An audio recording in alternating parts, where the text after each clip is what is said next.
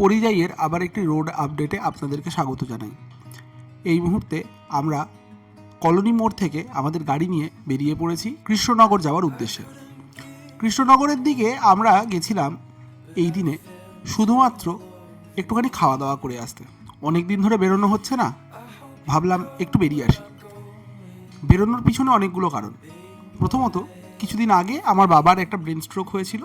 তারপরে বেশ কিছুদিন আমরা বেরোইনি, কারণ স্বাভাবিকভাবেই বাবার শরীরের অবস্থাটা যেই রকম হয়ে রয়েছে তাতে বেরোনোটা আমরা ঠিক মনে করিনি। অনেক দিন ধরেই বাবাও আমাকে বলে যাচ্ছে যে চলো বেরোই, তো বেরিয়ে পড়লাম। এই মুহূর্তে আপনারা এখন যেই মোড়টি দেখতে পাচ্ছেন তা হলো হেলাবরতলা মোড়।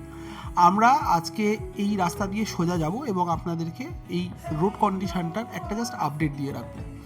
এই মুহূর্তে আমরা হেলাবরতলা ক্রস করে যেই মুহূর্তে বেরোচ্ছি, এখান দিয়ে আপনারা জানেন যে এখন অলরেডি এখান দিয়ে 4 লেন হয়ে রয়েছে। আর এখান থেকে সন্তোষপুর অবধি যে 4 লেনের কন্ডিশন সেটাও আপনারা এই মুহূর্তে দেখতে পাচ্ছেন। এই এলাকায়, বারাসাতের এই এলাকাটাতে গাড়ি ঘোড়া বেশ ভালো রকম চলে এবং টোটোও রয়েছে। সেটার জন্য আপনারা সাধারণভাবে খুব বেশি স্পিড তুলতে পারবেন না। যেমন এখন আপনারা দেখতে পাচ্ছেন যে আমি ওই 30 কিলোমিটার 31 কিলোমিটার এরকম স্পিডেই চালাচ্ছি। খুব স্বাভাবিকভাবেই এখানটা দিয়ে আপনারা যেমন দেখতে পাচ্ছেন রোড কন্ডিশনও খুব একটা ভালো নয়, এবং তার সঙ্গে এত ব্যারিকেড দেওয়া আছে এবং গাড়ি এত বেশি যে এখান দিয়ে স্পিডে চালানো কোনোভাবেই সম্ভব না। সেই কারণেই আমরা ধীরে সুস্থেই যাচ্ছিলাম। আর এইখান দিয়ে যাওয়ার সময়টাতে আরেকটা জিনিস যেটা আপনারা মাথায় রাখবেন, যদি কখনো সকালের দিকে যান, এখান দিয়ে কিন্তু অনেক সময় স্পিড চেক করার জন্য পুলিশ কিন্তু বসে থাকে। সামনেই রয়েছে এসপি অফিসের সামনে কিন্তু স্পিড চেক করে। তো আপনারা কিন্তু অবশ্যই স্পিড লিমিটটা মেনটেন করবেন। এখানের স্পিড লিমিট কিন্তু 50-এর নিচে। এই মুহূর্তে আপনারা দেখতে পাচ্ছেন যে NH 34-এর জায়গায় এখন যেটা নতুন NH 12 হয়ে রয়েছে তার একটা রাস্তার সাইনবোর্ড আমরা পেরোলাম। এখান থেকে মালদা আনুমানিক 300 কিলোমিটার মতো। আমরা যদিও অত দূর অবধি যাচ্ছি না, কৃষ্ণনগর গিয়ে ঘুরে আজকেই চলে আসবো।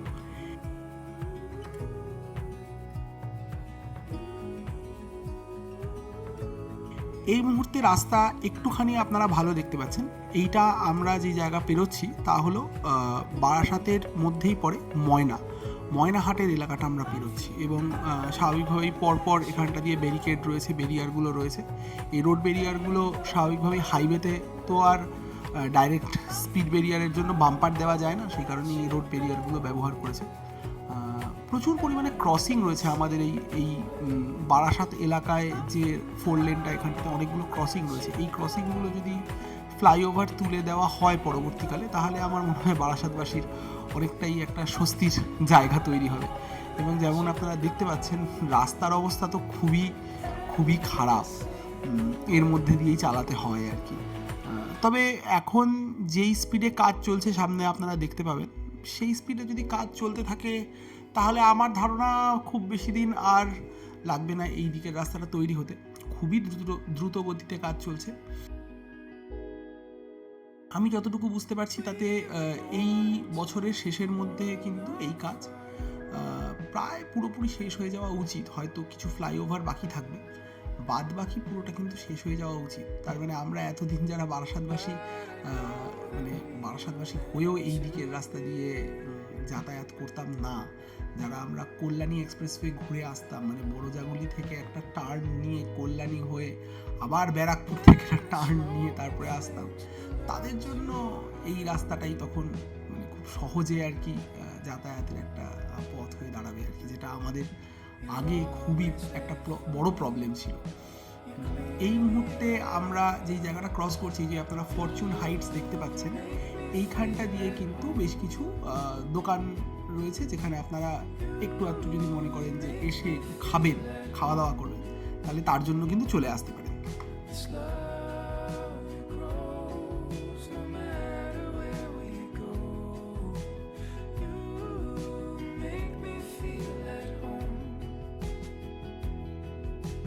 যেমন আপনারা দেখতে পাচ্ছেন এই মুহূর্তে আমরা মৌচাকের পাশ দিয়ে যাচ্ছি। এই মৌচাক ধাবা আমাদের বারাসাত এলাকায় বেশ বড় একটি ধাবা। এখানে সাধারণভাবে আমরা কখনো এসে চা খেয়ে বেরিয়ে চলে যাই।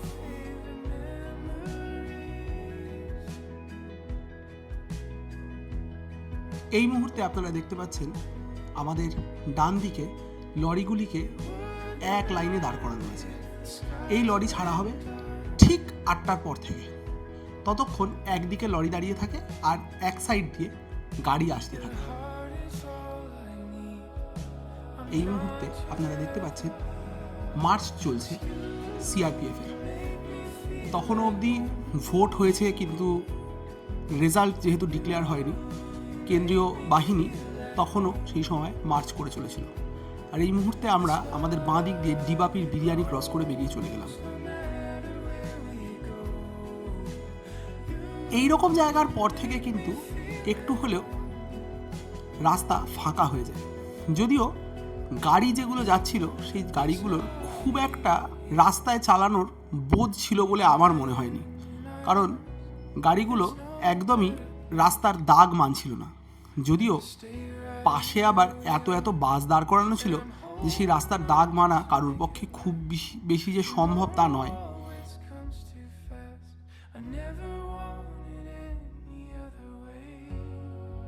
আর এরই মাঝখানে শুরু হয়ে গেছিল বৃষ্টি। এই বৃষ্টি কিন্তু পরবর্তী সময় এত বেশি পড়েছিল সেই দিনে যে মানে আমাদের যাতায়াতে খুবই অসুবিধা হয়েছিল আর কি।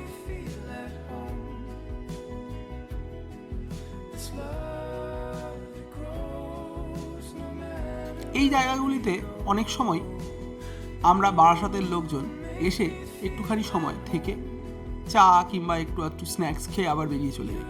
এখান দিয়ে অনেকগুলোই রেস্টুরেন্ট আছে। আপনারাও চাইলে এই দিকটাতে ছোট্ট করে একটা সন্ধ্যা ভ্রমণে চলে আসতেই পারেন। লং ড্রাইভ না হলেও একটা ছোটোখাটো ভ্রমণ তো হয়েই গেল।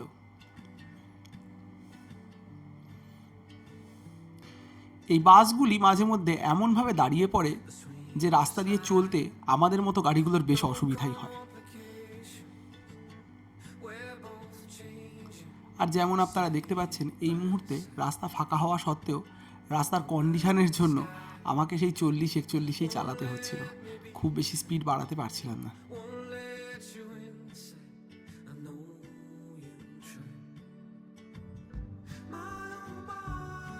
কিছু কিছু বাইক ফুটপাত আমার সামনে দিয়ে বেরিয়ে চলে যাচ্ছিল, তারা নিজেদের খেয়াল খুব একটা যে করে তা আমার মনে হয় না, যেমন তেমনভাবেই চালায়।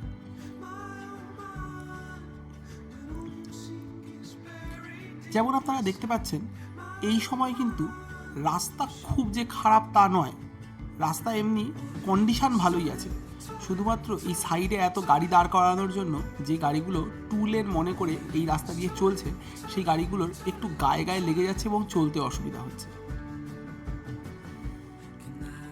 সন্তোষপুরের পর থেকে যে রাস্তাটা অধিগ্রহণ করে বানানো হচ্ছে তাতে আসলে 6 লেনের কাজ চলছে, মানে 4টে লেন হচ্ছে এক্সপ্রেস লেন আর 2টি লেন রেখে দিয়েছে সাইডে যাতে যানবাহন যাতায়াত করতে পারে তার জন্য।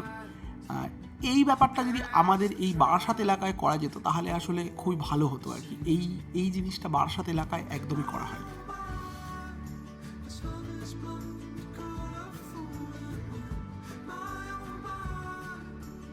আর বলতে বলতে আমরা কিন্তু এখন খুবই কাছে চলে এসেছি সন্তোষপুরের। এই সন্তোষপুর এলাকা অবধি পুরনো যে NH-34-এর সময় যে রাস্তা চওড়া করার কাজ, সেই রাস্তা চওড়া করার কাজ কিন্তু সন্তোষপুর অবধি হয়েছিল। তারপরে কিন্তু সন্তোষপুরের পর থেকে একটা 2 লেন রাস্তা চলে গেছিলো একেবারে বড়জাগুলির কাছে অবধি।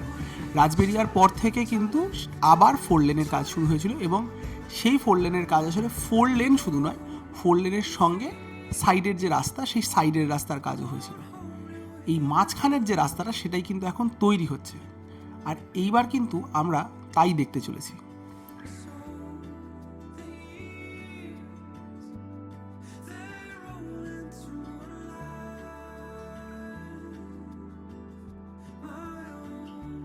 এই ছোট্ট একটুখানি জায়গাতে যেমন আপনারা দেখতে পাচ্ছেন 4 লেন কিন্তু ব্যারিয়ারটা মাঝখানে নেই এবং রাস্তাটাও একটু ন্যারো হয়েই গেছে।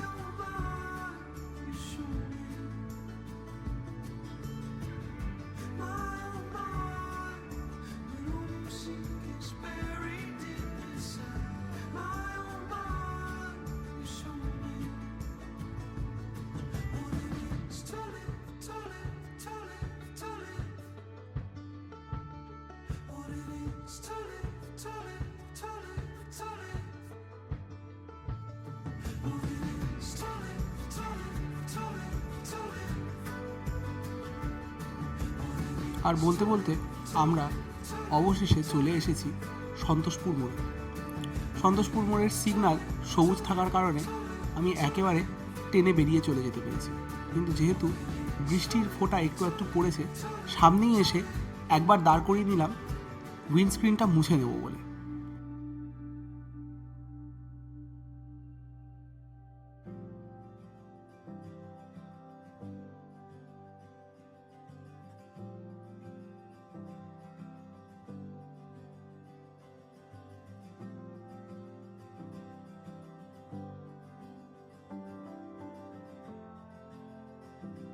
গাড়ির উইন্ডশিল্ড মুছে নিয়ে আবার চলা শুরু করলাম।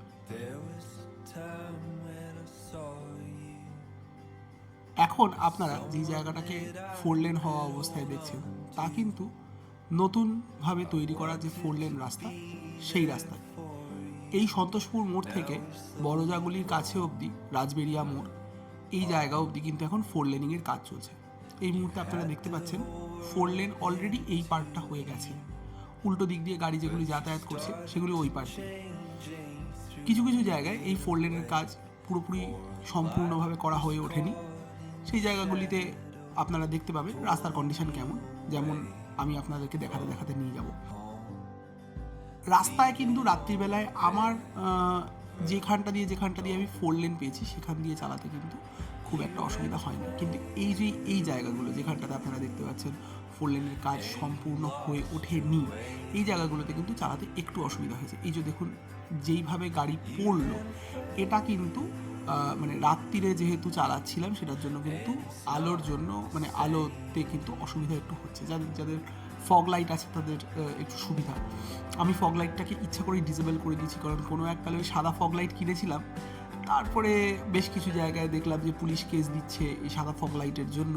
তো এবং একই সাথে দেখলাম যে ওই ফগ লাইটগুলো আমার ব্যাটারিতেও একটা চাপ দিচ্ছে, সেটার জন্য আমি ফগ লাইটগুলোকে ডিসেবল করে দিচ্ছি। আমার খুব যে অসুবিধা হয় তা নয়, এই মুহূর্তে বহুবার আর কি অনেকগুলো ড্রাইভ করে আর কি এখন একটা হাত পোক্ত হয়ে গেছে, কারণ অনেক ভালোই দূরে দূরে গেছি, অনেক অচেনা রাস্তা দিয়ে গেছি, মেঘালয়ের ওপর দিয়ে চালিয়েছি, নর্থ বেঙ্গলে পাহাড়ে উঠেছি, দিল্লি, সিমলা, জয়পুর সবই তো এক প্রকার হয়ে গেল, আবার ওদিকে হায়দ্রাবাদ, ঔরঙ্গাবাদ এইসব দিকগুলোও হয়ে গেল। তো অনেক রকম রাস্তায় চালিয়ে, ঘাটের রাস্তা দিয়ে চালিয়ে, মানে ইস্টার্ন ঘাটসের রাস্তা দিয়ে চালিয়ে এখন একটা আইডিয়া হয়ে গেছে। আর বলতে বলতে দেখুন আমরা কিন্তু চলে এসেছি একটা খুব বড় একটা বাজারে, এটা হলো কামদেবপুর হাট। আশা করি দেখে বুঝতে পারছেন কামদেবপুরের হাটের অবস্থা কীরকম কী হয়েছে। কোনো এককালে এই কামদেবপুর হাট পেরোতে কিন্তু আমাদের অবস্থা খুবই খারাপ হয়ে যেত, আর এখন সেখান দিয়ে কিন্তু 4 লেন একদম মানে খুব ভালোভাবে বোঝা যাচ্ছে যে 4 লেনিংয়ের কাজ কিন্তু অনেকটা কমপ্লিট হয়ে গেছে। মানে এখান দিয়ে কিন্তু আর কিছুদিনের মধ্যে 4 লেন দিয়েই একদম পুরো যাতায়াত হবে, এবং মানুষজন কিন্তু এখানটাতে অলরেডি কথাবার্তা হয়ে গেছে, এখান দিয়ে একটা ফ্লাইওভার উঠবে, মানুষজন কিন্তু ফ্লাইওভারের নিচ দিয়ে যাতায়াত করবে, আর আমরা কিন্তু এই হাটকে জাস্ট বাইপাস করে বেরিয়ে চলে যাবো একটা ফ্লাইওভারের থ্রু দিয়ে। এটা আমার ভেবে বেশ ভালো লাগছে আর কি, যে একটা 17 কিলোমিটার রাস্তা, যেটা আপনারা এখনও দেখতে পাবেন যে আমাদের পেরোতে প্রায় একটা 50 মিনিটের মতো সময় লেগে গেল, সেটা কিন্তু তখন এই রাস্তার স্পিড লিমিট থাকবে অলরেডি বলে দেওয়া হয়েছে 100 কিলোমিটার। তো 100 কিলোমিটার পার আওয়ার স্পিডে 17 কিলোমিটার যেতে আর কতক্ষণই বা সময় লাগবে। সেই জায়গায় এখন যেটা মানে 50 মিনিট 1 ঘন্টার মতো সময় লাগে, তা যদি 10 মিনিটে কমে আসে, তাহলে স্বাভাবিকভাবেই এটা অনেক বড় একটা সময়কে আমরা বাঁচিয়ে নিয়ে আমরা এরপরে আমরা অনেকেই লং ড্রাইভ যারা করি তারা ইয়ের দিকে যাই আর কি, আমাদের শিলিগুড়ির দিকে যাই, শিলিগুড়ির দিকে আমরা তখন কিন্তু অনেক স্পিডে চলে যেতে পারবো, অনেক ফাস্ট চলে যেতে পারবো, যেইটা আমাদেরকে ঘুরে যেতে হয়। বেশি করে বারাসাত মধ্যমগ্রামের দিকে আমরা যারা থাকি, যারা লং ড্রাইভ করতে ভালোবাসি, তাদেরকে তো অনেকটাই ঘুরে যেতে হয় এখনও, সেইটা আর ঘুরে যেতে হবে না, সেটা আমরা একদম এই রাস্তা দিয়ে চলে যেতে পারবো। আর এই মুহূর্তে আপনারা তো দেখতে পাচ্ছেন রাস্তার কীরকম অবস্থা। স্বাভাবিকভাবেই পিচ অবশ্যই দেওয়া হয়নি, কিন্তু দেখেই বোঝা যাচ্ছে যে রাস্তার কাজ হচ্ছে, এবং রাস্তার কাজ কিন্তু খুব তাড়াতাড়ি হয়ে যাবে। এই দেখুন আপনার বাঁ পাশের দিকে কিন্তু অলরেডি যে জায়গাগুলোতে আর কি ব্রিজ করার জন্য যে সাপোর্ট স্ট্রাকচারগুলো করার সেইগুলো কিন্তু করা হচ্ছে, এবং এই দেখুন এখান দিয়ে কিন্তু মাঝখান দিয়ে যে ডিভাইডারের কাজ করা সেটা হয়ে গেছে। অবভিয়াসলি এখন অবধি পিচ ওয়ার্ক হয়নি এখানটা দিয়ে, কিন্তু অন্ততপক্ষে 4 লেনিংয়ের যে ওয়াইডেনিংয়ের যে কাজটা, সেই ওয়াইডেনিংয়ের কাজ কিন্তু হয়ে গেছে। মানে এখান দিয়ে যদি জাস্ট ওই পরপর যে লেয়ারগুলো ফেলে সেই লেয়ারগুলো যদি পুড়ে যায় তাহলে কিন্তু পিচের কাজ হয়ে গেলে পরে কিন্তু আমরা এখান দিয়ে কিন্তু অন্ততপক্ষে একটা 70-80 স্পিডে কিন্তু আমরা এমনি বেরিয়ে যেতে পারবো। তার মানে আশা করা যায় যে যদি আমরা এখান দিয়ে আর মাস 6 মাস 8 বাদে যদি যাই তাহলে কিন্তু এখান দিয়ে অন্ততপক্ষে এই রাস্তাগুলো যেখান দিয়ে মানে ফ্লাইওভারের ব্যাপার নয় আর কি, সেই রাস্তাগুলো দিয়ে কিন্তু অন্ততপক্ষে আমরা 70-80-তে চলে যাবো আর কি। হয়তো এই ফ্লাইওভারগুলো জাস্ট মানে আটকে থাকবে। আর দেখুন এই জায়গাগুলো দিয়ে কিন্তু এখন অলরেডি রাস্তারও কাজ হয়ে গেছে। দেখুন এখন কিন্তু এখান দিয়ে যেখান দিয়ে আমরা এখন যাচ্ছি সেখান দিয়ে কিন্তু জাস্ট মানে লাস্ট যে পিচের লেয়ারটা পড়া বাকি আছে সেইটুকুই, কিন্তু তার আগেরগুলো কিন্তু হয়ে গেছে। এখানটাতে আরেকটু ওই জাস্ট মানে ইয়ের কাজগুলো হয়েছে এখান দিয়ে। আর এই যে এই মুহূর্তে আমরা যেখান দিয়ে বেঁকে বেরিয়ে যাচ্ছি, আপনার বাঁ দিক দিয়ে যে রাস্তাটা বেরিয়ে গেল বলে মনে হচ্ছে সেটা কিন্তু একদম নতুন করে বানানো একটা রাস্তা। মানে এই রাস্তাটা হচ্ছে আসলে এই রাস্তাটা ছিল না, এই রাস্তাটাকে আসলে অ্যালাইনমেন্টটাকে ঠিক করা হচ্ছে। রাস্তার উপর দিয়ে একটা এস কার্ভ হয়ে গেছিলো, যেমন আপনারা দেখতে পাচ্ছেন। আপনারা এই মুহূর্তে যে কার্ভেচারটা দেখছেন এটা একটা ব্লাইন্ড স্পট তৈরি করতো আগে, যারা আমরা NH 34 দিয়ে আগে গেছি সেই মানে স্মৃতি যাদের রয়েছে তারা খুব ভালোভাবেই মনে রাখতে পারবে যে এখান দিয়ে যেতে গেলে বেশ একটুখানি অসুবিধাই হতো আর কি। মানে এটা একটা ব্লাইন্ড কার্ভ ছিল, সেই ব্লাইন্ড কার্ভটাকে ঠিক করার জন্য এই যে এখন আবার দেখুন এখান দিয়ে আবার এই রাস্তাটা যোগ দিয়ে দিল। তো এই যে ব্লাইন্ড কার্ভটাকে ঠিক করার জন্য যে রাস্তাটাকে বার করে নেওয়া, সেটাই হচ্ছে এখানের কাজ। এখানটাতে সেটাই করা হয়েছে। এখান দিয়ে এইটা হয়ে গেলে পরে আশা করা যায় যে যে একটা দুর্ঘটনার যে চান্স ছিল সেই দুর্ঘটনার চান্সটা কমে যাবে। কিন্তু এই বলতে বলতেই দেখুন এখান দিয়ে যে রাস্তাটা এতটা সরু হয়ে গেছে, এখান দিয়ে কিন্তু যে কোনো কেউ ওইদিকে কিন্তু মানে এতটাই আর কি নিচু হয়ে রয়েছে যে কোনো সময় যে কোনো কিন্তু দুর্ঘটনা ঘটতে পারে আর কি। তো এই জায়গাগুলো আশা করি খুব তাড়াতাড়ি রেডি করে ফেলবে আর কি। এখান দিয়ে যেমন আপনারা দেখতে পাচ্ছেন যে আমাদের ডান দিকে এবং বাঁ দিকে কিছু কিছু জায়গায় ওই স্টোন চিপস এনে রাখা হয়েছে, কিন্তু এখন অবধি কাজ সেইভাবে যে প্রচণ্ড দ্রুত গতিতে যে করা হচ্ছে তা নয়। এখানটা দিয়ে যেরকম একটু মানে মানে ইয়ে হয়েছে আর কি, খোঁড়াখুড়ি করা হয়েছে। একদম মাঝখান দিয়ে যে পুরনো রাস্তা সেটাকে প্রিজার্ভ করে রাখা হয়েছে, কারণ এখনও তো মানে যানবাহন চলাচলের তো একটা ব্যাপার রয়েছেই। কিন্তু এই দিক দিয়ে যাতায়াতের সময়টাতে কিন্তু মানে স্বাভাবিকভাবেই বুঝতেই পারছেন যে একটু অসুবিধা হবে। যেমন এখন আমার গতি বেগ দেখতে পাচ্ছেন যে 15 কিলোমিটার 13 কিলোমিটার এরকম স্পিডে চালাচ্ছি। আর এই মুহূর্তে আমরা পেরোচ্ছি হচ্ছে আমডাঙ্গা এলাকা। তো এই এলাকাটা দিয়ে যাওয়ার সময় বুঝতেই পাচ্ছেন যে এই এলাকাটার জন্যই বহুদিন ধরে আটকে ছিল, কিন্তু এখন আপনারা দেখতেই পাচ্ছেন যে সব কিছুই সরিয়ে দেওয়া হয়েছে এবং ওয়াইডেনিংয়ের যে কাজ সেই ওয়াইডেনিংয়ের কাজ অনেকটাই শুরুও হয়ে গেছে।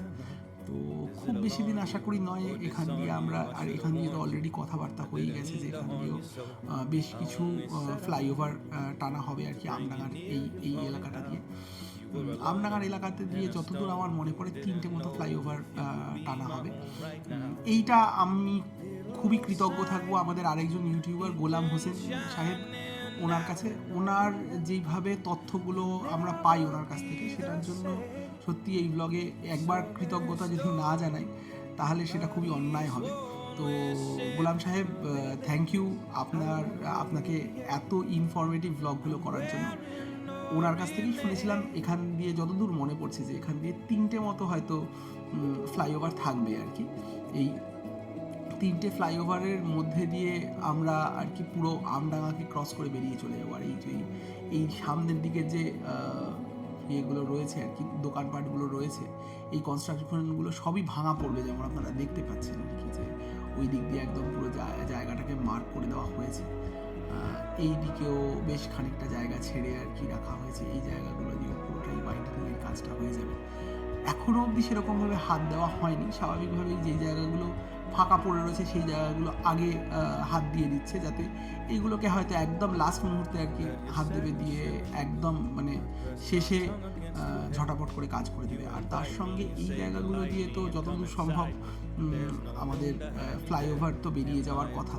তো ফ্লাইওভার বেরিয়ে গেলে নিশ্চয়ই এখান দিয়ে ওই মানে ওই ব্যাপারটা হবে না যে মানে কেন 4 লেন তো করার কোনো মানেই হয় না, কারণ ফ্লাইওভার যখন হবেই তো তখন 4 লেন এখান দিয়ে আলাদা করে করার তো আর কোনো মানে নেই। ওই লাস্ট মুহূর্তে আর কি সমস্ত কিছু সরিয়ে দিয়ে জাস্ট দুটো সাইড দিয়ে, যেরকমভাবে রানাঘাটের ক্ষেত্রে আমরা দেখেছি বা চাকদার ক্ষেত্রে দেখেছি, যেখান দিয়েই ফ্লাইওভার হয়েছে আমরা দেখেছি, বা দিল্লি রোড দিয়ে আমরা যারা গেছি দুর্গাপুর এক্সপ্রেসওয়ে দিয়ে, তারা যেমন আমরা দেখেছি পারাজের কাছে আমরা দেখেছি বহুদিন ধরে আমরা এই সেম ব্যাপারটাকে আমরা বর্ধমানের এন্ট্রি এবং এক্সিটের যে দুটো জায়গা আছে সেখান দিয়ে আমরা দেখেছি। সেই রকমভাবেই আশা করা যায় যে করা হবে, যে সাইডের দিকের রাস্তা আর মাঝখান দিয়ে তুলে দেওয়া হবে। এখন যেটা দেবগ্রামের দিকে যেটা হচ্ছে আর কি। আর এইখান দিয়ে কিন্তু আমরা আবার আরেকবার একটা পেট্রোলিং করতে দেখেছিলাম সিআরপিএফ এখান দিয়ে বেশ সক্রিয়ভাবেই আর কি পেট্রোল করতে করতে যাচ্ছিল।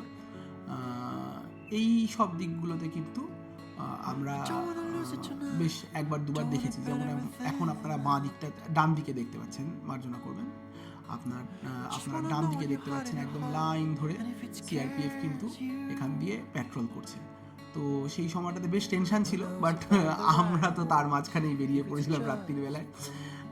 ভালোই বেশ একটা অভিজ্ঞতা হয়েছিল আজকে এই দিনটাতে আর কি। মানে সেই সময়টাতে 30 তারিখ, বুঝতেই পারছেন যে ভোটটা সদ্য শেষ হয়েছে, তখন আর তেমন কোনো প্রচণ্ড যে টেনশনটা থাকে আর কি, মানে ভোটের পরপর দিয়েই সেই টেনশনটা তখন আর নেই, কারণ ভোট অলরেডি হয়ে গেছে। আর সবাই সেই সময়টাতে ওয়েট করে রয়েছে রেজাল্টের জন্য, যে রেজাল্ট কি হবে। আপনাদেরকে একটু জানিয়ে রাখি মাঝখানে, এই সময়টাতে যেমন আপনারা দেখতে পাচ্ছেন যে এই ট্রাকটি যে গেল, এই ট্রাকটি যাওয়াতে কিন্তু বুঝতে পারলাম যে একটু কিন্তু অসুবিধা আমার যেমন হয়েছিল, কারণ মানে বেশ গা ঘেঁষেই আর কি গেছিল ট্রাকটি।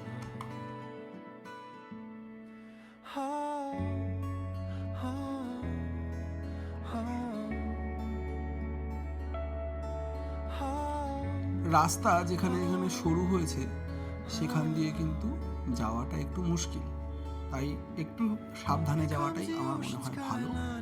যেখানে সেখানে হঠাৎ করে আর কি একটু ওভারটেক করে যাওয়ার প্রবণতাটাকে ছেড়ে রেখে গাড়ি চালানোটাই বেশি বুদ্ধিমানের হবে, বেশি করে এই রকম ধরনের রাস্তাতে, যেখান দিয়ে উল্টো দিক দিয়ে গাড়িগুলো বেশ যেমন তেমনভাবেই আসে আর কি।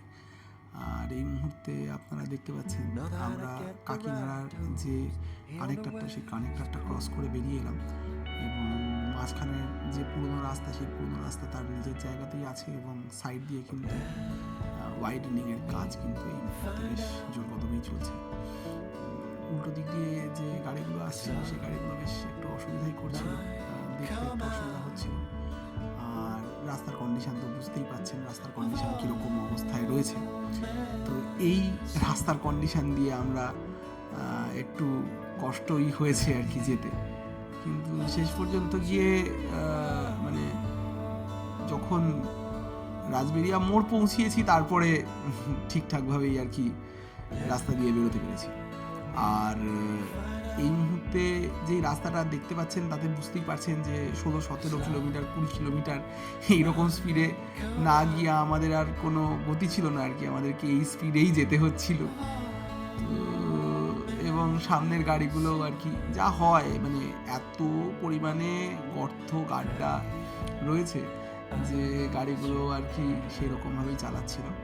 এইখান দিয়ে আপনারা ডান দিকে দেখতে পাচ্ছেন আস্তে আস্তে কাজ অলরেডি চালু হয়ে গেছে, যাতে ফ্লাইওভারগুলো আর কি তুলে দেওয়া যায় তার জন্য। এবং বেশ কিছু জায়গাতেই আর কি হয়তো এখনও 2 লেন হয়ে ওঠেনি, মানে 2x2 হয়ে ওঠেনি, কিন্তু খুব শিগগিরই আর কি সেই 2x2 হয়ে যাবে সেটা বোঝা যাচ্ছে। এই যে এই মুহূর্তে দেখুন মাঝখান দিয়ে যেরকম আমরা যাচ্ছি, কিন্তু দুদিক দিয়েই আর কি অনেকটা এখনও লেট রয়েছে এই সব জায়গাগুলো দিয়ে, কিন্তু ওই পিছন দিকে যে জায়গাটা আপনারা দেখলেন বেশ খানিকটাই কিন্তু উল্টো দিকের রাস্তার কাজ হয়ে গেছিল। এই মুহূর্তে আমরা দেখুন পেরোচ্ছি যে এখন আবার আমাদের বাঁ দিকে রাস্তার কাজ কিন্তু বেশ জোর গতিতেই হয়ে গেছে এবং এদিক দিয়ে কিন্তু অনেকটা কাজ হয়েছে। এখন একটা ডাইভারশন ধরতে হচ্ছে আর কি আমাদেরকে, উল্টো দিকের রাস্তার স্বাভাবিকভাবেই কাজ চলছে এবং ডিভাইডারও দেওয়া হয়ে গেছে। এই দিকের রাস্তা যেমন আপনারা দেখতে পাচ্ছেন বেশ ঠিকঠাকভাবেই হয়ে রয়েছে।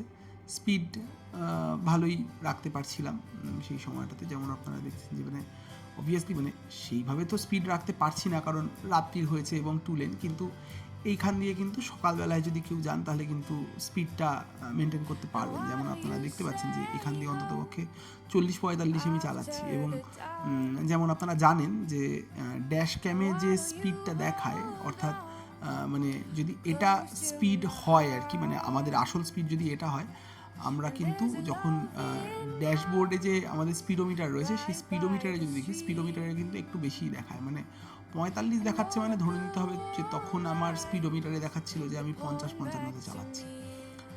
আর এই মুহূর্তে আমরা আবার এই সেকশনটাতে আবার উল্টো দিকে এলাম। এই মুহূর্তে আমরা অলরেডি চলে এসেছি আওয়াল সিদ্ধির কাছে এবং আওয়াল সিদ্ধির ঠিক আগ দিয়ে একটা পেট্রোল পাম্প আছে। এই পেট্রোল পাম্পে কিন্তু আমি একবার করে ঢুকে যাই, কারণ এখানটাতে যারা সিএনজি ভরাতে চান তাদের জন্য কিন্তু সিএনজি রয়েছে। এখান দিয়ে সিএনজি পাম্প এখানে পাবেন এবং এরপরে আবার পেয়ে যাবেন হচ্ছে কল্যাণীর কাছে, মানে বড়জাগুলি ক্রস করেই যে কল্যাণীর যে ফ্লাইওভার, সেই ফ্লাইওভারের নিচ দিয়ে যদি চলে যান তাহলে সেখানটাতে সিএনজির ব্যবস্থা পেয়ে যাবেন এবং তারপরে আর একটু এগোলে পরে কিন্তু পরপর এখন সিএনজির পাম্পগুলো কিন্তু রয়েছে। সিএনজি কিন্তু আস্তে আস্তে সব জায়গাতেই ইনস্টল হচ্ছে, তো যারা সিএনজিতে চালাতে চান তারা কিন্তু সিএনজি এদিকে কিন্তু বেশ ভালোভাবেই পেয়ে যাবেন এবং সিএনজিতে চালানো বেশ সাশ্রয়কর। আমি মূলত সিএনজি কিনেছি একটু অন্য কারণে, মানে আমার এই মানে দূষণের যে ব্যাপারটা সেটাকে খানিকটা মাথায় রেখে সিএনজি কেনা, যেহেতু সিএনজির এমিশনটা নেই বললেই চলে। আর তার সঙ্গে আমি একই সাথে ইয়েও পেয়ে যাচ্ছি, পেট্রোলও পেয়ে যাচ্ছি, কারণ আমার তো আর মানে খুব বেশি সিটিতে চালানোর ব্যাপার নেই যে 200-300 কিলোমিটার চালালাম এবং তারপরে আমি বাড়িতে নিয়ে গিয়ে চার্জ দিয়ে দিলাম, সেইটা সম্ভব না। সেই কারণে আমার তাড়াতাড়ি ফুয়েল ভরে নিতে পারবো সেই জিনিসটাই লাগবে।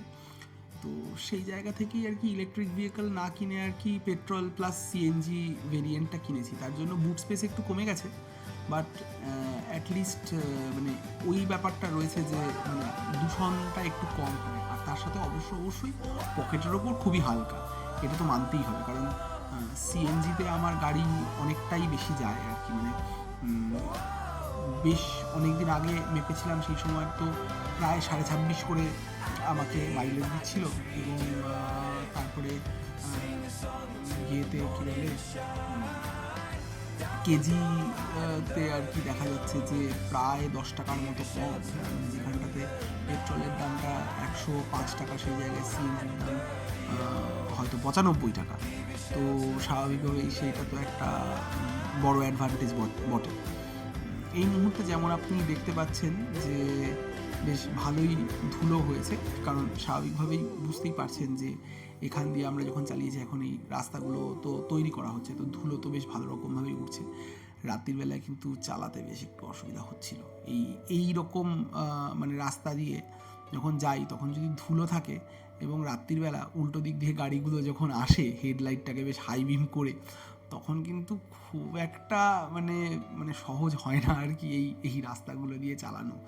তো আমার মত বলে যে যারা কলকাতার দিক থেকে আসছেন তারা এখনও অবধি কল্যাণী এক্সপ্রেসওয়েটা ধরলে পরেই ভালো করবেন, কারণ স্বাভাবিকভাবেই ওখান দিয়ে তো মানে মিনিট 15 সময় লাগে আর কি, মানে আমার ব্যারাকপুর থেকে কল্যাণী এক্সপ্রেসওয়ে হয়ে আর কি ওদিকে ঢুকতে আর কি, মানে অবভিয়াসলি মানে বড়জাগুলি পেরোতে বলছি না, মানে আপটিল কাপা মোড় আর কি, কাপা মোড় অবধি কিন্তু 15 মিনিটে পৌঁছে যাওয়া যায়। রাস্তাটা এখন ঠিক অতটাই ভালো। আর এখানটাতে যেমন আপনারা দেখতে পাচ্ছেন পরের পর ডাইভারশন, আর বলতে বলতে আমরা কিন্তু সেই পেট্রোল পাম্পটার কাছে এবার চলে এসেছি। এখন কিন্তু পেট্রোল পাম্পটা দেখা যাচ্ছে। এই পেট্রোল পাম্পটাতেই আমরা ঢুকে আমরা একবার তেল ভরিয়ে নিই। আপনারা যেমন দেখতে পাচ্ছেন আমার ড্যাশ ক্যামের ফুটেজে কিন্তু স্পিড এবং তার পাশেই কিন্তু কোঅর্ডিনেট দেওয়া আছে। ঠিক নিচে বাঁ দিকে যদি আপনারা লক্ষ্য করেন তাহলে দেখতে পাবেন যে এখানে স্পিডটা রয়েছে এবং তারপরে দেখুন এন এর পরে 22.8499 এবং ই 88.5271 দেওয়া আছে। অর্থাৎ এই কোঅর্ডিনেটটা আপনি যদি ঠিক এরকমভাবে মানে এন এবং ই এই দুটিকে সরিয়ে দিয়ে আপনারা যদি গুগল ম্যাপসে জাস্ট 22.8504 কমা দিয়ে 88.5269 মারেন তাহলে কিন্তু আপনারা পারফেক্টলি এই যে পিন পয়েন্ট লোকেশনটা এটা কিন্তু পেয়ে যাবেন যে ঠিক এই পেট্রোল পাম্পটা কোথায়। এবং এই পেট্রোল পাম্পটাতে আমরা ভরতে পেরেছিলাম, কমই ভরেছিলাম সিএনজি, কারণ এখানে প্রেশার মেশিনটা নেই। যেহেতু জাস্ট গাড়িটা ঢুকেছিল বলে আমরা বেশ খানিকটাই তাও ভরতে পেরেছিলাম আর কি।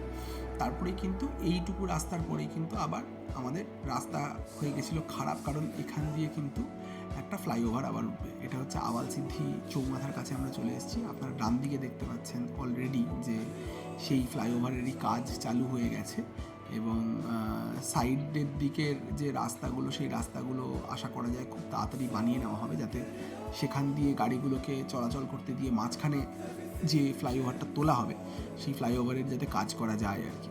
তো যদি এই রাস্তা, আমার মত বলে যদি সমস্ত কিছু ঠিক থাকে আর ওই মাঝখানের যে জায়গাটা যেখান দিয়ে আর কি মানে হাবড়া থেকে আর কি নৈহাটির যে রাস্তাটা যেটা যাতায়াত হবে আর কি, ওইটার যে মানে আন্ডারপাসটা যেটা হবে আর কি, সেইটা যদি একটু তাড়াতাড়ি করে নেওয়া যায়, আমাদের এই দিকের ওভারপাসটা ওই পার্টিকুলার জাংশনটাতে যদি কাজ তাড়াতাড়ি করে নেওয়া যায় তাহলে কিন্তু সামনের শীতে কিন্তু এইখান দিয়ে আমাদের কিন্তু মানে ক্রস করে চলে যাওয়া সম্ভব। অনেক জায়গাতেই দেখেছি বেশ তাড়াতাড়ি কাজ হয়ে যায়। তো সেটা যদি হয় তাহলে আমাদের জন্য সেটা একটা খুবই বড় সুখবর হবে। যেমন আপনারা দেখতে পাচ্ছেন যে এই মুহূর্তে আওয়ালসিদ্ধি চৌমাথা কিন্তু আমরা ক্রস করে গেছি এবং আওয়ালসিদ্ধির এখান দিয়েও একবার দেখেছিলাম কিছু মানে পেট্রোলিং তখন চলছিল আর কি।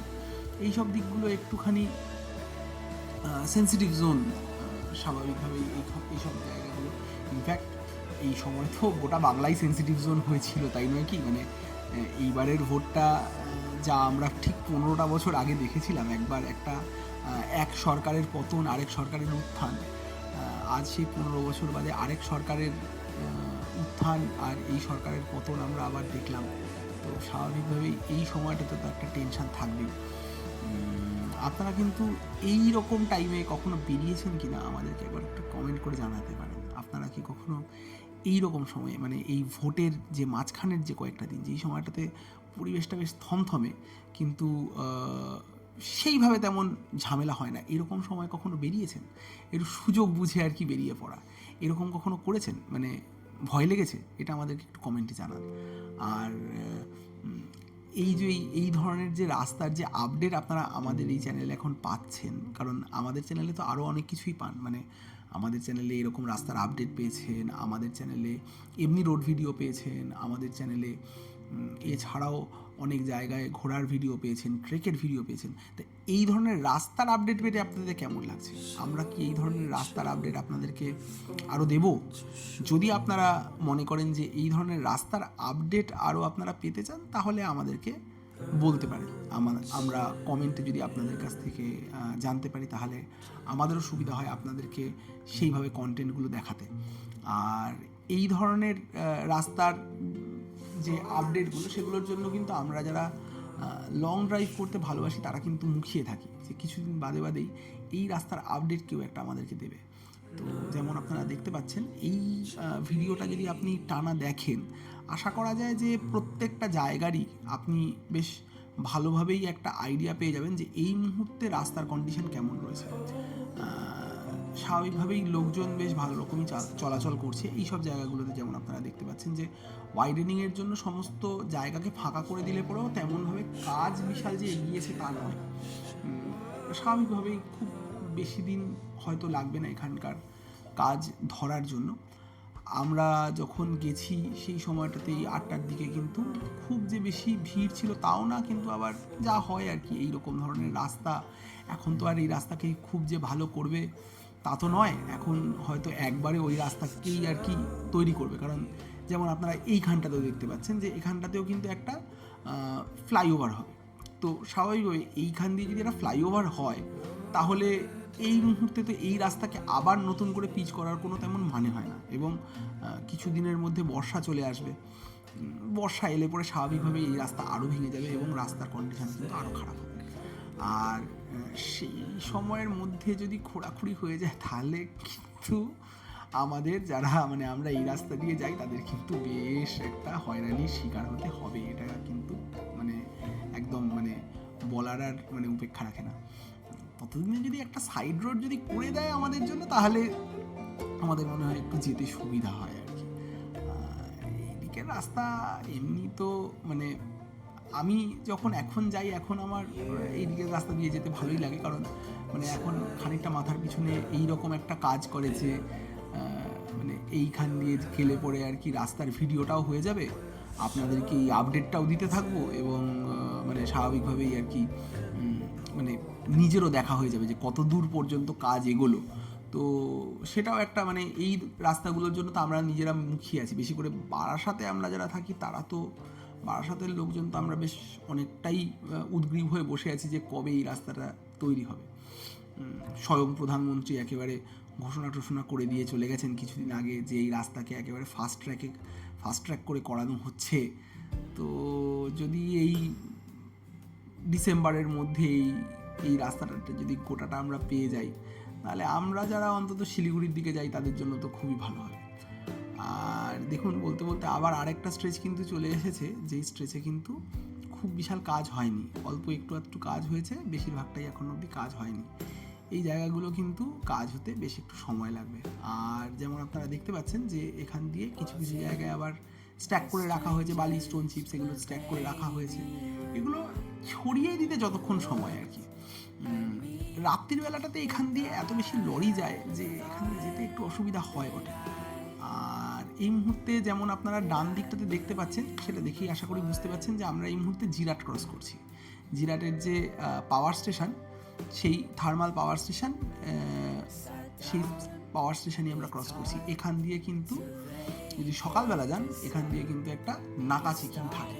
এই নাকা চেকিংয়ে সাধারণভাবে খুব একটা মানে বেরোতে বলে না, ওই একটু দাঁড় করায়, একবার জাস্ট একটু নাম্বারটা দিয়ে চেক করে নেয় যে সমস্ত পেপারপত্র ওকে আছে কিনা। যদি পেপারপত্র ওকে থাকে সঙ্গে সঙ্গে ছেড়ে দেয়, খুব একটা বেশি ইয়ে করে না। কিন্তু এখান দিয়ে আমি অনেক সময় দেখেছি যে বেশ 2-3 বার করে ধরেছে। মানে আমাকে একবার তো আমাকে হয়েছিল যে মানে একবার বিরোহীর পর দিয়েই ধরেছিল, তারপরে আবার এই মানে রাজবেরিয়া মোড়ে আবার ধরেছিল, তারপরে আবার এখানে ধরেছিল। মানে যেতে আসতে বারবার করে ধরে আর কি কী যে করতে চাইছে একমাত্র ওরাই জানে আর কি। হ্যাঁ, শুধু খানিকক্ষণ সময় নষ্ট করা আর কিছু মানে সেরকম যদি দরকার পড়ে তাহলে ভাই ছবি তুলে নিয়ে ছেড়ে দাও, যদি কেস দেওয়ার হয় অনলাইনে কেস দিয়ে দেবে।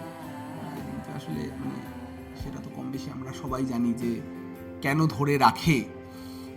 সে আর মানে প্রকাশ্যে বললাম না, কিন্তু কম বেশি আমাদের সঙ্গে এটা সবসময় হয়েছে। আমিও যদিও সবসময় বলেছি যদি কখনো আমার কোনো দোষ থাকে, ধরে নেওয়া যাক কোনো সময় সাধারণভাবে হয় না যে সিগন্যাল ক্রস করে ফেললাম ভুল করে বা ওরকম ধরনের কোনো কিছুর জন্যই হয়তো হয়ে থাকতে পারে, আমি সবসময় বলি যে আপনার যদি কোনো কিছু দেওয়ার থাকে তাহলে আপনি আমাকে অনলাইনে কেসটা দিয়ে দিন। আমি সাধারণভাবে অন্য কোনো অ্যারেঞ্জমেন্টে আসি না।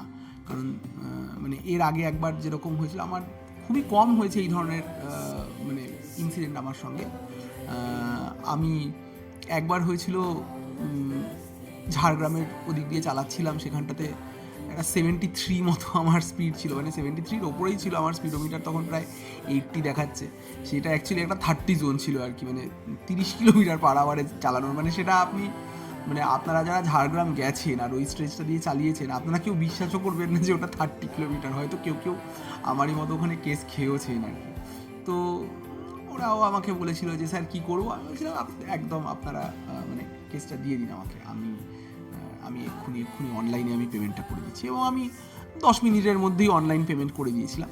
তো সাধারণভাবে আমি চেষ্টা করি আমি মানে কেসটা রেখে দেবো না, আমি কেসটা সঙ্গে সঙ্গেই আর কি ক্লিয়ার করে দেওয়ার চেষ্টা করি এবং সবাইকে সবসময় অনলাইনে কেসটা দিতেই বলি। তাতে যেটা হয় যে কেউ যদি আমাকে ভুল করে কখনো, মানে ভুল বলবো না, কেউ যদি কখনো ইচ্ছা করে ওই খানিকটা হ্যারাসমেন্টের জন্য আর কি, যে দেখি কি করে, এরকম ধরনের কোনো কিছু যদি হয়, সেই মানুষগুলো আর কি জাস্ট সরে যায়, আমাকে খুব একটা কিছু করতে পারে না। সম্প্রতি আপনাদেরকে একটা ঘটনা বলি।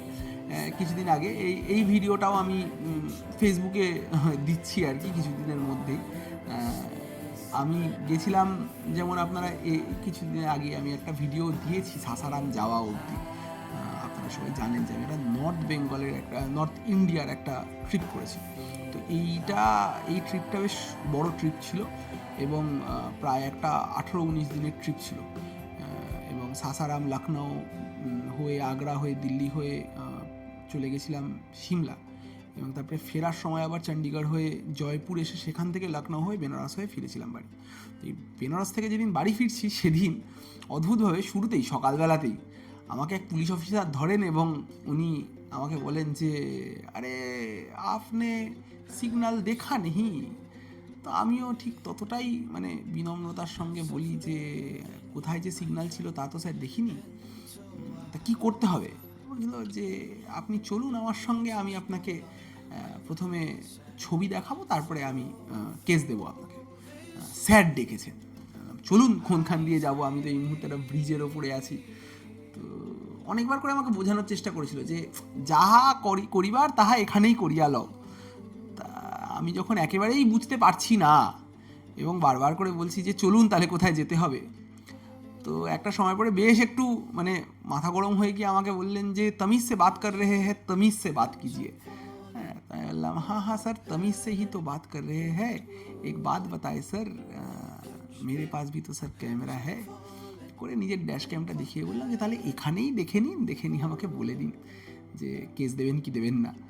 তো তখনই বললেন যে আচ্ছা আচ্ছা, আপনি মনে হয় বাইরে থেকে আপনি জানেন না, বাইরের লোকজনদের জন্য আমাদের একটা সফট কর্নার থাকে, আপনি একটা কাজ করুন, আপনি চলে যান। আরেকবার হয়েছিল আরেকটা মজাদার ঘটনা। আমরা ফিরছি তখন, এটা হচ্ছে ডিসেম্বর মাস, 2024-এর ডিসেম্বর। আমরা ফিরছি তখন দলমা পাহাড় থেকে। গেছিলাম পুরুলিয়াতে, ছিলাম 3টে রাত, তারপরে সেখান থেকে শেষ রাত্রিটার জন্য চলে গেছিলাম দলমা পাহাড়ের একদম ওপরে পিনরাবেরাতে। ভুল করেই আর কি মানে কর্তৃপক্ষের ভুলের জন্য আমাদের একটা ভালো কাজ হয়ে গেছিলো যে আমরা খুব ভালো রুমগুলো পেয়ে গেছিলাম। এখন আর ওই রুমগুলো আপনারা দেখতে পাবেন না আর কি, ওটা এখন বুক করা যায় না অনলাইনে। তো পিনরাবেরার যে মেন যে ফরেস্ট রেস্ট হাউস, সেই রেস্ট হাউসের বুকিং আমরা পেয়ে গেছিলাম। তা যাই হোক, সেখান থেকে তো বেরিয়ে ফিরছি।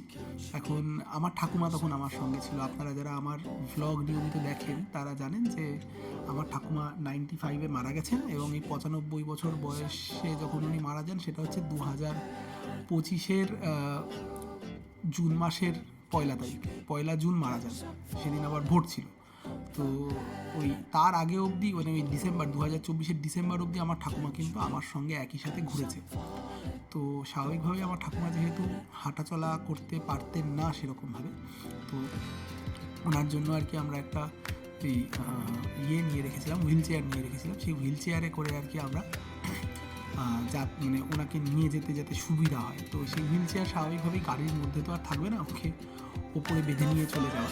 এবং সেইবার আমরা গেছিলাম 2টো ফ্যামিলি মিলে, মানে আমরা ছিলাম 5 জন, আমি, বাবা, মা, আমার ওয়াইফ সুচিতা আর আমার ঠাকুমা।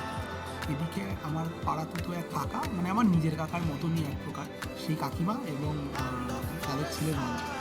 তো সব মিলিয়ে আমরা যেহেতু 8 জন ছিলাম, স্বাভাবিকভাবেই বুঝতে পারছেন যে আমার আর্টিকা গাড়িতে খুব বেশি জায়গা ছিল না। এখন এই জায়গায় আমরা যখন মানে বসেছি আর কি, ওই পিছনে যে কটা ব্যাগ নেওয়া যায়, তারপরে বাদবাকি ব্যাগগুলোকে ওপরে বেঁধে নিয়েছিলাম আর কি। এবার যা হয় আর কি, ওপরে একটা ক্যারিয়ার আছে, ক্যারিয়ারে বেঁধে নিয়ে যাচ্ছি, মাঝ রাস্তায় দাঁড় করিয়েছে ঝাড়খণ্ড পুলিশ। দাঁড় করিয়ে বললো যে আপনি জানেন না যে এটা করা যায় না, না আপনার 5,000 টাকা ফাইন লাগবে। আমিও ততোধিক মানে বীর দর্পে বলে দিলাম যে কে বলেছে, আমি তো খুব ভালো করে জানি যে এগুলো কমার্শিয়াল ভেহিকেলের জন্য অ্যাপ্লিকেবল, এটা ইয়ের জন্য অ্যাপ্লিকেবল নয়, আমাদের যে সাধারণ যে আমাদের এই গাড়ি প্রাইভেট নাম্বারের জন্য এটা অ্যাপ্লিকেবল নয়। তো আপনি কি বলছেন আমাকে যে এগুলো ইয়ে করা যাবে না? আমার মামা নিজে আমাকে বলেছেন, উনি আমাদের বারাসাত আরটিওতে, মানে উনি হচ্ছেন আরটিও, তো ওনার কাছ থেকে আমি জেনে বলছে যে আপনি জেনে নিন ভালো করে, এটা করা যায় না। আমি সঙ্গে সঙ্গে লাগালাম আমার মামাকে ফোন। মামা একদম পরিষ্কার বলে দিল, না রে তাতাই, এ তো তুই ভুল বলছিস, এটা উনি ঠিক বলছেন, আমিও তো আমার ক্যারিয়ারটা খুলে রেখে দিয়েছি। আমি ফোনটা রাখলাম, আচ্ছা ঠিক আছে আমি দেখে নিচ্ছি বলে ফোন রাখলাম। ফোন রেখে ওনাকে একদম খুব কনফিডেন্টলি বলে দিলাম যে শুনুন, আমি জেনে নিয়েছি, আপনি একটা কাজ করুন, আপনি আমাকে অনলাইনে কেস দিয়ে দিন। উনি আমাকে ডাকলেন, ডেকে বার করে এনে জিজ্ঞাসা করলেন গাড়ি কার? বললাম গাড়ি আমার। আপনার নাম কি? আমার নাম সূর্যাশিস। দেখান দেখি লাইসেন্সটা। লাইসেন্স দেখুন। লাইসেন্স দেখলো যে না, সূর্যাশিস নাম মিলছে। কারা রয়েছে আপনার সঙ্গে? আচ্ছা আমার বাবা রয়েছে, মা রয়েছে, ঠাকুমা রয়েছে। আচ্ছা আচ্ছা, সঙ্গে আর কাকা রয়েছে, কাকি রয়েছে। আচ্ছা আচ্ছা, ঠিক আছে, আপনার কেস আমি দিয়ে দিচ্ছি, আপনি চলে যান, আপনার কেস আমি ইয়ে করে দেবো, অনলাইনে পেমেন্ট করে দেবো। আচ্ছা ঠিক আছে। তারপরে দেখলাম সেই কেস আর এলো না। প্রথমে ভাবলাম যে মনে হয় ওই আর কি, মানে ওই একটা ভয়টা খেয়েছে, যে যখন বলেছি মামা, তারপরে ভয় খেয়ে আর কি আর কেস দেয়নি। পরে বুঝলাম যে আসলে যদি টাকাটাই না নিতে পারে আর কি, তাহলে ওর কেস দিয়ে খুব একটা তো লাভ নেই আর কি। তো সেই হিসাবেই আর কেসটা দেয়নি। যাই হোক, এইসব ধরনের গল্প অনেকবারই আমার সঙ্গে হয়েছে। তা শেষের দিক হয়ে গেল, চলে এলাম প্রায় শেষের দিকে। আর শেষের দিকে যতক্ষণ আমার সঙ্গে আসছিলেন এই রাস্তায় গল্প শুনতে শুনতে আমাদের গাড়ি চালানোর, এই অভিজ্ঞতাগুলো শুনতে শুনতে আশা করি রোডের কন্ডিশনও দেখতে পাচ্ছিলেন। আর এই মুহূর্তে রোডের কন্ডিশনটা আশা করি বুঝতে পারছেন যে এই সাইড দিয়ে যে গাড়িগুলো যাচ্ছে তাদের অবস্থা কি হচ্ছে আর কি। তো এই জায়গাগুলো একটুখানি দেখে চালাতেই হবে। আর বলতে বলতে দেখুন, করতে করতে চলেই এলাম রাজবেরিয়া মোড়। তো আশা করি আপনারা রোডের আপডেটটা বুঝতে পারলেন। আর ঠিক যখন এই রাজবেরিয়া মোড়ে আসছি, এই সময়টাতেই বেশ মানে ভালো রকম একটা ঝড় আসার একটা জায়গা হয়েছিল। তো তারপর থেকেই আর কি বড় বড় ফোঁটা পড়া শুরু হয়েছিল, এবং বেশ জোর বৃষ্টি হয়ে আর কি আমরা এই রাস্তা দিয়ে তারপরে গেছিলাম। তো যাই হোক, আজকের মতো আমি আপনাদেরকে রাজবেরিয়া মোড়ে নিয়ে এসে প্রায় ফেলে দিয়েছি। আশা করা যায় আপনারা রোডের কন্ডিশনটা পুরোপুরি বুঝে গেছেন, এবং আশা করি আমাদের এই আজকের যে রোড কন্ডিশনের যে আপডেটটা, এটা আপনাদের ভালো লেগেছে। আবারও বলছি যে যদি আপনারা আমাদের এই ধরনের আরও ভিডিও দেখতে চান, তাহলে অবশ্যই আমাদেরকে জাস্ট কমেন্টে একটা বারের জন্য বলে দেবেন যে আরও এরকম রোড ভিডিও দেখতে চাই। আপনাদের এই কমেন্টগুলোতে কিন্তু আমরাও বেশ অনুপ্রেরণা পাই, আমাদেরও ভিডিও বানাতে ভালো লাগে, মনে হয় যে না বেশ কিছু লোকজন রয়েছে যারা দেখছে। আর তার সাথে সাথে যদি আপনাদের কোনো রকম কোনো মন্তব্য করার থাকে, অর্থাৎ মানে কোনো যদি আমাদের জন্য যদি আপনাদের কোনো সাজেশান থাকে, তাহলে তাও লিখে দিন না আমাদেরকে একবার এই কমেন্ট বক্সে। আপনার যে মূল্যবান কমেন্টগুলো, সেই কমেন্টগুলো আমাদেরকেও বেটার কন্টেন্ট ক্রিয়েট করতে সাহায্য করবে। আর তার সঙ্গে সঙ্গে যদি এই ভিডিওটা ভালো লেগে থাকে, তাহলে একটা লাইক করে দেবেন আমাদের এই ভিডিওটাতে। অন্য যে পরিযায়ীর ভিডিওগুলো রয়েছে, সেই ভিডিওগুলো আপনাদেরকে দেখার জন্য আহ্বান জানালাম। আর at the same point of time, যারা আমাদের এই চ্যানেলে নতুন এসছেন, তারা সাবস্ক্রাইবটা একটু করে রাখবেন, তাহলে আমরা যখন কোনো ভিডিও দেব, সেই ভিডিওগুলো কিন্তু সরাসরি আপনাদের কাছে পৌঁছিয়ে যাবে। এবং সাবস্ক্রাইব করার সাথে সাথে অবশ্যই বেল আইকনটা চিপে দেবেন। সাবস্ক্রাইব করার সাথে সাথে অবশ্যই বেল আইকনটা চিপে দেবেন, তাহলে আমরা যে ভিডিওগুলো বানাচ্ছি সেই ভিডিওগুলো ডাইরেক্টলি আপনাদের কাছে আসবে। তাহলে বেল আইকনটা না দিলে কিন্তু সব ভিডিও যে পাবেন তা কিন্তু নয়। তো সেই কারণে লাইকটাও করে ফেলুন, সাবস্ক্রাইবটাও করে ফেলুন, আর অবশ্যই দেখতে থাকুন ট্রাভেল উইথ পরিযায়ী। পরের ভিডিওর জন্য আপনাদেরকে একটু অপেক্ষায় রাখলাম। খুব শিগগিরই নিয়ে আসবো পরবর্তী আরও অনেকগুলো ভিডিও।